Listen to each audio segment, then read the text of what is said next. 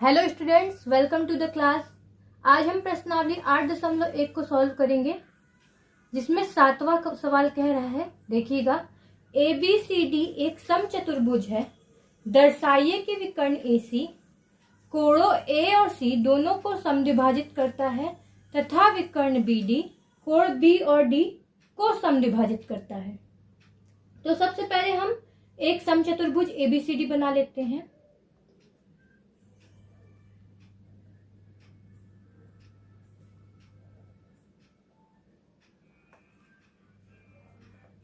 इसमें विकर्ण की बात की गई है, तो सबसे पहले हम एक विकर्ण AC खींच लेते हैं। चलिए देखिए क्या दिया हुआ है। दिया है ABCD समचतुर्भुज है।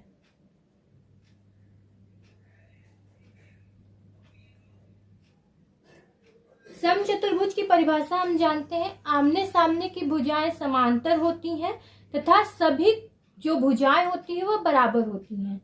तो हम कह सकते हैं AB समांतर CD तथा BC समांतर AD।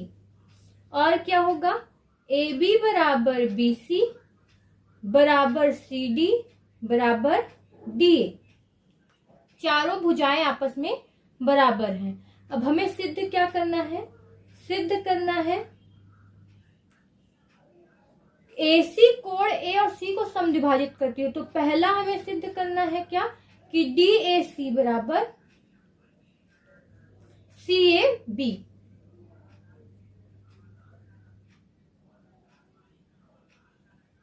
तथा DCA BCA के बराबर है। और दूसरा प्रूफ करना है इसी के आगे, तथा विकर्ण BD B और D को समद्विभाजित करती है। तो हम BD बना लेते हैं ताकि आप समझ सके BD कहाँ है। ये है BD।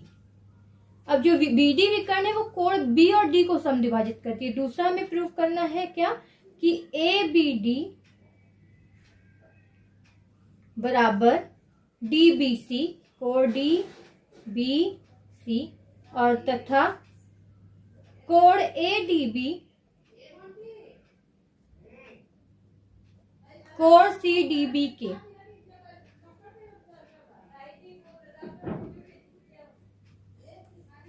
चलिए हल हम देख लेते हैं क्या कह रहा है, कैसे होगा। हम एक त्रिभुज ले रहे हैं ABC। त्रिभुज ABC हम पहला सॉल्व कर रहे हैं। त्रिभुज ABC से हम जानते हैं AB बराबर है हमारा BC के, ये इसके बराबर है। तो हम क्या कह सकते हैं कि कोण BAC बराबर होगा कोण BCA के। इसे समीकरण 1 कह लेंगे हम। कोण BAC BCA के बराबर होगा, यानी ये कोण इस कोण के बराबर होगा। ये आता है क्या कि जब भुजाएं बराबर होती हैं तो उनके आमने सामने के कोण भी बराबर होते हैं। तो उसी से ये बना हुआ है। अब हम जानते क्या है कि चूंकि AB समांतर CD है तो कोण DCA बराबर कोण BAC कोण BAC। समीकरण 2। ये कैसा कोण बना रहा है? एकांतर कोण है। इसी प्रकार से चूंकि AB समांतर है CD के, कोण DAC बराबर कोण BCA के। ये समीकरण 3 हम ले लेंगे। ये भी हमारा क्या है? एकांतर कोण। अब ध्यान दीजिए, हमें प्रूफ करना था पहला DAC बराबर CAB। DAC बराबर CAB, ये बराबर ये। तो हमारे पास क्या है? क्योंकि BAC दिया हुआ है हमारे पास, तो हम लिखेंगे समीकरण 1, 2 तथा 3 से ध्यान दीजिए BAC, कोण BAC है हमारे पास, कोण BAC बराबर कोण DAC। ये हमारा पहला प्रूफ हो गया। फिर अगला हमें क्या प्रूफ करना है कि ये कोण इस कोण के बराबर होगा। तो ध्यान दीजिएगा BCA हमारा BAC के बराबर है और BAC हमारा DCA के बराबर है। तो हम कह सकते हैं तथा कोण BCA, यहाँ देखिए BCA BAC के बराबर है और हमारा BAC किसके, DCA के बराबर है। तो BCA इज इक्वल टू कोण DCA। तो यहां से हम कह सकते हैं AC विकर्ण कोण A तथा कोण C को समद्विभाजित करती है।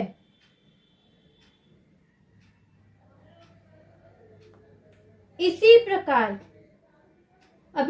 हमें BD को भी प्रूव करना है कि विकर्ण BD कोण B और D को समद्विभाजित कर रही है। तो हम लिखेंगे त्रिभुज, अभी हमने त्रिभुज ABC लिया था, अब हम त्रिभुज BDA लेंगे। त्रिभुज BDA से तो DA एक भुजा बराबर है किसके, BD के। ये भुजा इस भुजा के बराबर है, तो इससे हम कह लेंगे कि ये कोण इस कोण के बराबर है, यानी कोण ADB बराबर कोण ABD। समीकरण 1, चूंकि AD समांतर है BC की, तो हमारा कोण BDA इसके बराबर होगा, यानी हम कहेंगे कोण ADB बराबर कोण DBC। समीकरण 2। तो यहां से हम कह सकते हैं ADB जो कोण है, यानी ADB कोण ABD के बराबर है और DBC के बराबर है। तो समीकरण 1 और 2 से हम कह सकते हैं ABD बराबर कोण DBC। समीकरण 1 तथा 2 से। अब तीसरी बात हम देखेंगे, हमने दूसरे का पहला प्रूफ कर दिया है कि ABD यानी कोण B को समद्विभाजित कर रहा है विकर्ण BD। अब हमें प्रूफ करना है कि कोण D को भी समद्विभाजित कर रहा है। AB समांतर CD है, इसलिए कोण DCB बराबर होगा कोण DBA के। समीकरण 3। अब देखिए DBA के कोण किसके, DCB के बराबर है और हमारा DBA कोण ADB के बराबर है। तो समीकरण 1 तथा 3 से हम कहेंगे कोण CDB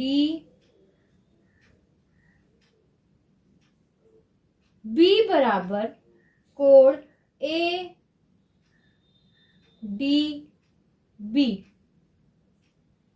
अतः जो BD विकर्ण है,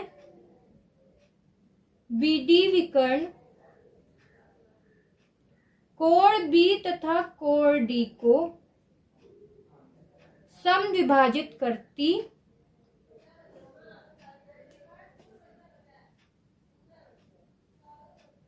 है।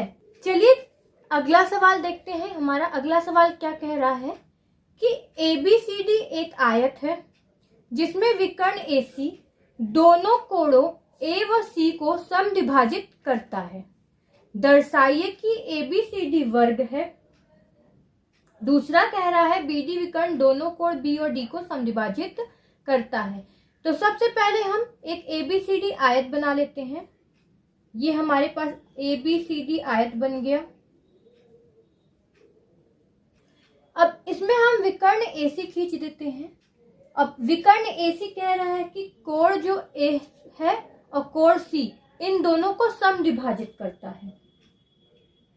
तो हम क्या सकते हैं, क्या कह सकते हैं, दिया है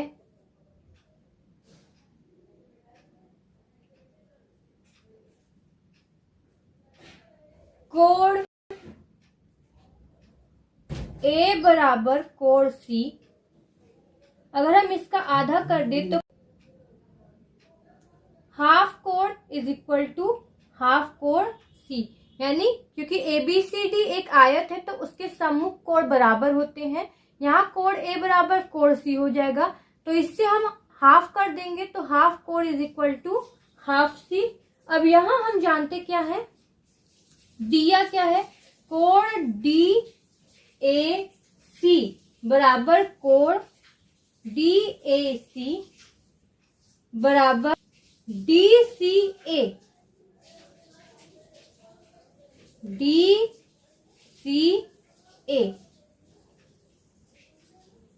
ध्यान दीजिएगा,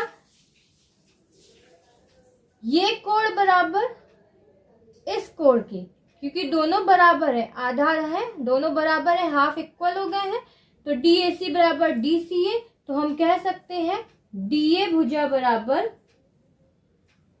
DC भुजा, यानी ये भुजा इस भुजा के बराबर हो गई। अब क्योंकि ये आयत था, अतः हम कह सकते हैं ABCD वर्ग है। ये हमने पहला प्रूफ कर दिया। अब दूसरा कह रहा है प्रूफ कीजिए BD विकर्ण दोनों कोण B व D को समद्विभाजित करती है। तो हम देखते क्या है कि ABCD एक वर्ग है, अभी हमने प्रूफ किया ABCD वर्ग है, तो AD बराबर AB बराबर BC बराबर CD, चारों भुजाएं हमारी क्या हो गई हैं, बराबर हो गई हैं। अब चूंकि हम कह सकते हैं AD बराबर AB है, तो कोण D बराबर कोण B होगा, यानी कोण ADB बराबर कोण ABD के। और चूंकि DC समांतर है AB के, तो एकांतर कोण बराबर हो जाएंगे। हम कह देंगे कोण CDB बराबर कोण ABD।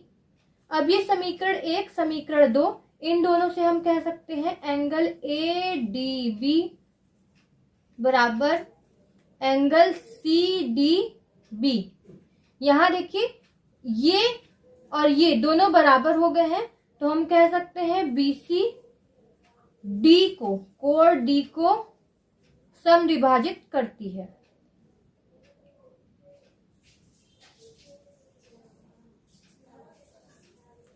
अब अगला हम देखेंगे क्या कि चूंकि AD BC के समांतर है, AD भुज समांतर BC, तो ये कोण हम इस कोण के बराबर कहेंगे, यानी कोण ADB बराबर कोण DBC के। और चूंकि यहाँ पे ये कोण इस कोण के बराबर हो गया है और हमारा AD बराबर AB पहले से था, तो हमने यहाँ पे देखा है ADB बराबर ABD के है, तो यहाँ हम समीकरण 1 और समीकरण 3 का इस्तेमाल करेंगे, तो क्या मिलेगा ABD, और ये भी DBC के बराबर हो जाएगा। तो एंगल ABD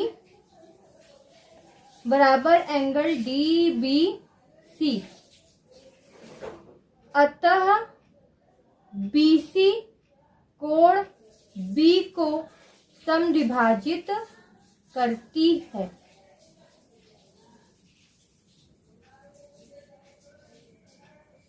चलिए 8वां सवाल हमारा सिद्ध होता है। अब हम अगले सवाल की ओर बढ़ते हैं। देखिए 9वां सवाल हमारा क्या कह रहा है कि समांतर चतुर्भुज ABCD के विकर्ण BD पर दो बिंदु P व Q इस प्रकार स्थित हैं कि DP बराबर BQ है। दर्शाइए त्रिभुज APD सर्वांगसम होगा CQB के। तो हम पहला हल ले लेते हैं। पहले हल में हम देखेंगे सिद्ध क्या करना है, APD CBQ के सर्वांगसम प्रूफ करना है। तो हम जानते क्या है, AD बराबर BC, क्योंकि ABCD एक समांतर चतुर्भुज है तो हम लिख सकते हैं AD बराबर BC। अब दूसरा क्या है, DP बराबर BQ। DP बराबर BQ ये हमारा दिया हुआ है, और चूंकि ABCD एक समांतर चतुर्भुज है तो हम कह सकते हैं AB समांतर CD के, इसलिए कोण ADP बराबर होगा आपका BQC के, कोण BQC के। अब देखिए यहाँ हमारा एक भुजा AD, एक एंगल BD और दूसरी भुजा DP ये बराबर हो गई है, तो हम कह सकते हैं त्रिभुज APD सर्वांगसम होगा त्रिभुज CQB के। ये नियम लगा है भुजा कोण भुजा SAS नियम से। ये हमारा पहला प्रूव हो गया है। हम दूसरा देखते हैं, पहले का प्रूव हो गया है, दूसरा देखते हैं। अभी हमने सिद्ध किया कि APD, चूंकि APD सर्वांगसम है त्रिभुज CQB के, चूंकि APD सर्वांगसम है त्रिभुज CQB के, तो इसकी जो भुजाएं होती हैं वह भी बराबर होती हैं और इनके कोण आपस में बराबर होते हैं। तो हम इससे कह सकते हैं जो भुजा हमारी AP होगी वह बराबर होगी CQ के। ये हमने दूसरा प्रूफ कर लिया है। अब हमें तीसरा प्रूफ करना है क्या, कि त्रिभुज AQB सर्वांगसम त्रिभुज CPD के। ये प्रूफ करना है हमें, तो हम त्रिभुज ले लेते हैं, त्रिभुज AQB तथा त्रिभुज CPD से। यहाँ पे ध्यान दीजिएगा ABCD एक समांतर चतुर्भुज है तो AB बराबर CD होगा, AB भुजा CD के बराबर होगी। अब AB समांतर CD है, चूंकि AB समांतर CD है इसलिए कोण B बराबर कोण D के होगा, तो हम लिख सकते हैं कोण ABQ बराबर कोण CDP, और BQ भुजा PD के बराबर है, BQ भुजा बराबर PD, और ये क्या हुआ है, दिया हुआ है, ये दिया हुआ है। फिर ट्रिपल एस नियम से हम कह सकते हैं AQB सर्वांगसम है त्रिभुज CPD के। किस नियम से, SAS नियम से। ये हमने तीसरा प्रूफ कर लिया है। अब हम चौथा देखेंगे। चौथा क्या कह रहा है कि AQ बराबर CP प्रूफ कीजिए। तो हमने अभी ऊपर सिद्ध किया है कि चूंकि AQB सर्वांगसम है त्रिभुज CPD के, जब त्रिभुज सर्वांगसम होता है तो उनकी भुजाएं बराबर होती हैं, अतः हम कह सकते हैं AQ बराबर CP। अब हम पांचवा कहेंगे कि APCQB समांतर चतुर्भुज है। तो ध्यान दीजिएगा हम APCQ चतुर्भुज को लेके चल रहे हैं। यहाँ हमने अभी प्रूफ किया है कि AQ बराबर CP है, तो ऊपर हमने प्रूफ किया है चूंकि AQ बराबर CP है तथा AP बराबर QC है, AP बराबर QC है, तो हमने समांतर चतुर्भुज के लिए भुजाएं तो बराबर कर दी। अब हमें भुजा समांतर दिखानी होगी। हम जानते हैं कोण PQC बराबर QBC प्लस कोण QCB के, क्योंकि त्रिभुज QCB का ये बाहरी भुजा है, बाहरी कोण है, बाह्य कोण बराबर होता है दोनों अंतःकोणों के योग के बराबर। अब हमने ऊपर प्रूफ किया है कि जो QBC होता है वो PDA के बराबर है। QBC की जगह हम रख सकते हैं PDA,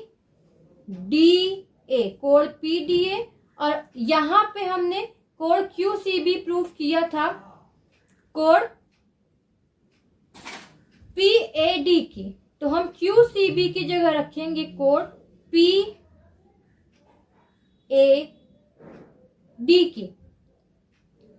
अब ध्यान दीजिएगा, ये त्रिभुज एपीडी के बाह कोण का योग ही है कोण ए प्लस कोण डी। तो यही आया है पीडीए प्लस एपीडी। तो हम लिख सकते हैं बाह कोण कोण क्यूपीए।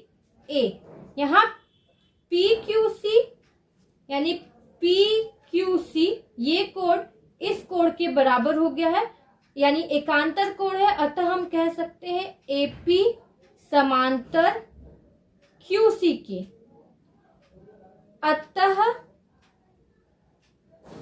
एपी क्यूसी भी एक समांतर चतुर्भुज है।